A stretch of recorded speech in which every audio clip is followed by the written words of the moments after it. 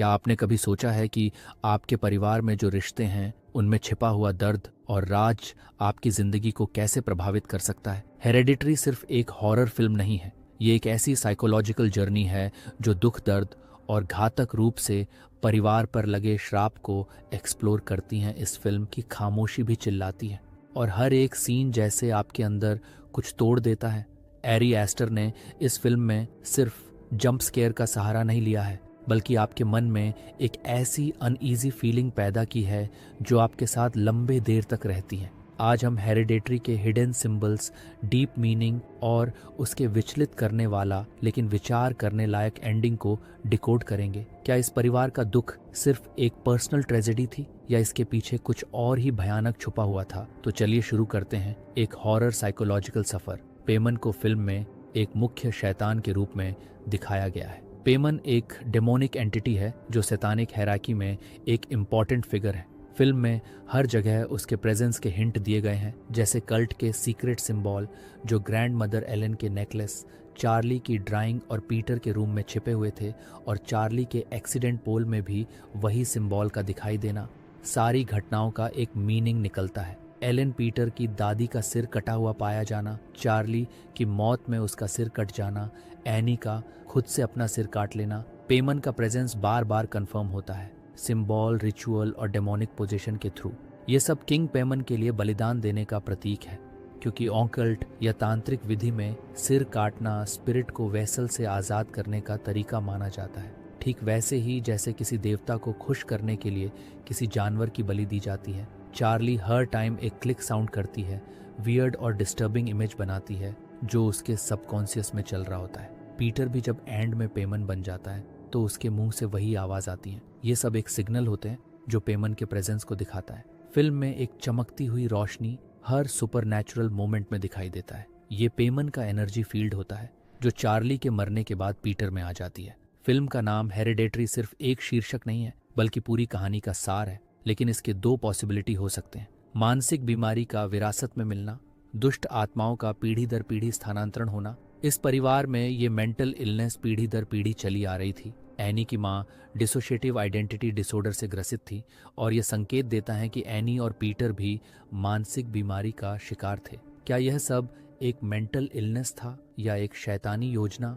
Elon Peman की पूजा करती थी और उसने अपनी बेटी और नाती पोते को एक बलिदान के रूप में इस्तेमाल करने की योजना पहले से बनाई थी। पेमन को एक पुरुष चाहिए था, इसलिए एलन ने इस योजना को अंजाम दिया, जिससे अंत में पीटर उसका शिकार बन गया। हेरिडेटरी जैसे ट्रॉमा कल्ट और साइकोलॉजिकल हॉरर फिल्म के कनेक्शन और फिल्मों से भी है, जैसे मिडसोमर। हेरिडेटरी में एलन लीक का पेमन कल्ट पूरे ग्राहम परिवार को मैनिपुलेट करता है, और मिडसोमर में भी हार्गा कल्ट डैनी को अपने नए परिवार के रूप में अपनाने के लिए एक साइकोलॉजिकल ट्रैप बिछाता है। दोनों फिल्मों में मेन कैरेक्टर को एक अंधेरे रिचुअल में धकेला जाता है। किंग पेमन के रिचुअल से कनेक्शन और भी फिल्मों से मिलता है, जैसे the which, rosemary baby, the shining.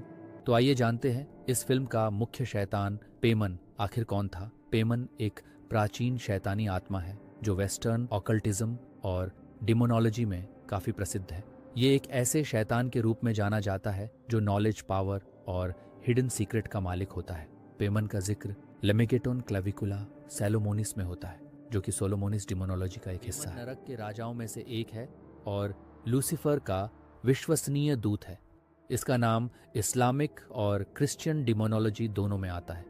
ये नॉलेज, फिलॉसफी और ब्लैक मैजिक का एक्सपर्ट होता है। पेमन की और भी शक्तियां हैं, जैसे छुपे हुए ज्ञान का रहस्य खोलना, ब्लैक मैजिक और एल्केमी का मास्टर होना, इंसानों को पावरफुल और इन्फ्लुएंशियल बनाना, स्पिरिट और डीमन को कंट्रोल करना, दिमाग पर कब्जा करना और इल्यूजन क्रिएट करना। पेमन को अक्सर ऑकल्ट सोसाइटीज और सीक्रेट ग्रुप द्वारा समन किया जाता है। ये लोग लूसिफिरियन और सैटेनिक कल्ट का हिस्सा होते हैं। इसके रिचुअल या पूजा विधि में ब्लड सैक्रिफाइस या रक्त बलि दी जाती है, और इसे एक स्पेसिफिक सिंबल या पेंटाग्राम के अंदर बुलाया जाता है। लैटिन और अरामिक भाषा में मंत्र का उच्चारण करते हैं।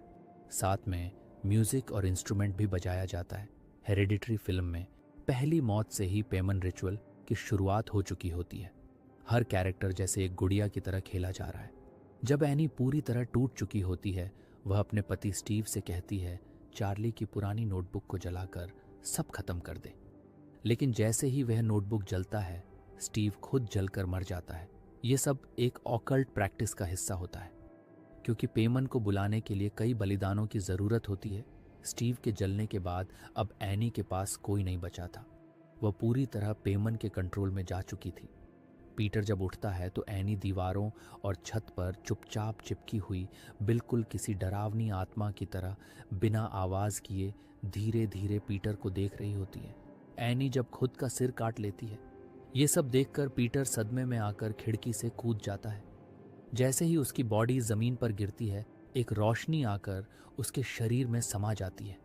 ये वही रोशनी होती है जो पहले चार्ली के पास देखी गई थी। इससे पता चलता है पेमन कि आत्मा अब पीटर के शरीर को पूरी तरह अपना चुका है। पीटर उठकर बिना इमोशन के ट्री हाउस में प्रवेश करता है। वहां उसकी ग्रैंडमदर एलेन की सिर कटी लाश पेमन के आगे झुकी होती है। जॉन और बाकी कल्ट मेंबर संदिग्ध अवस्था में झुककर उसका स्वागत करते हैं। जॉन अब पीटर से कहती है, जो कि पेमन किंग बन चुका है, चार्ली अब डरने की कोई ज़रूरत नहीं। हम हमेशा से तुम्हारे लिए काम कर रहे थे।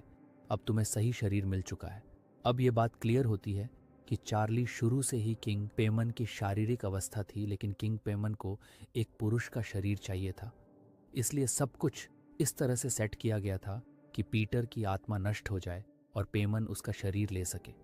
अब जॉन और बाकी कल्ट मेंबर पीटर के सिर पर मुकुट पहनाते हैं और कहते हैं, हेल पेमन। हमें इससे यह पता चलता है कि ऑकल्ट प्रैक्टिसेस असली हो सकते हैं और कल्ट कितने पावरफुल हो सकते हैं। एलेन और जॉन जैसे लोग शैतानी सेवा में कई सालों तक ऐसा प्लान बना सकते हैं। दोस्तों, अगर मूवी एनालिसिस अच्छी लगी हो तो प्लीज़ लाइक एंड सब्सक्राइब कीजिए।